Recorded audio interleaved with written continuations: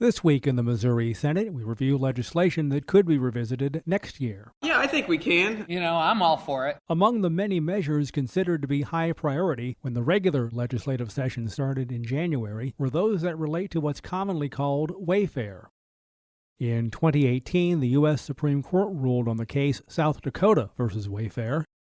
This ruling allows states to collect sales taxes from businesses with no physical presence, mainly online purchases, if the business sees more than 200 transactions or $100,000 in state sales.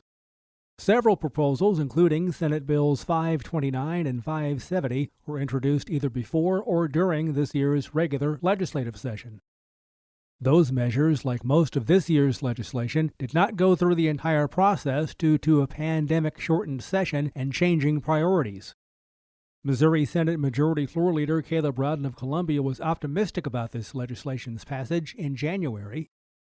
The one thing I say about Wayfair is that, generally speaking, there's not many people who don't think we should do it. So you're starting from a different, maybe a more advantageous place than you do in a lot of other bills. It's just a matter of what the details look like. There's going to be an offsetting tax cut of some sort in there. I think we've got to be responsible about that and make sure that we don't overshoot, because we don't know how much money comes in potentially on Wayfair. So we've got to be strategic and careful about that. But yeah, I think there's a chance to get it done. Senator Gina Walsh of Bell Fountain Neighbors adds too many small businesses have been unable to stay open since the start of the pandemic. I want to protect the brick and mortars. I got a lot of small businesses in my district that are brick and mortar stores, and I heard even more people this year, especially older people, saying, "Oh, I never entered a mall to go Christmas shopping this year, or I never went in a store." Well, the backbone of our economy in some of these small towns are these small businesses. So I would support some reform there.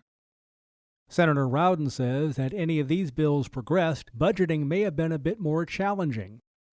The CRA proposed process is what it is. They weren't able to come to a number, but they're close. They were never all that far off as it relates to the grand scheme of dollars in the state budget.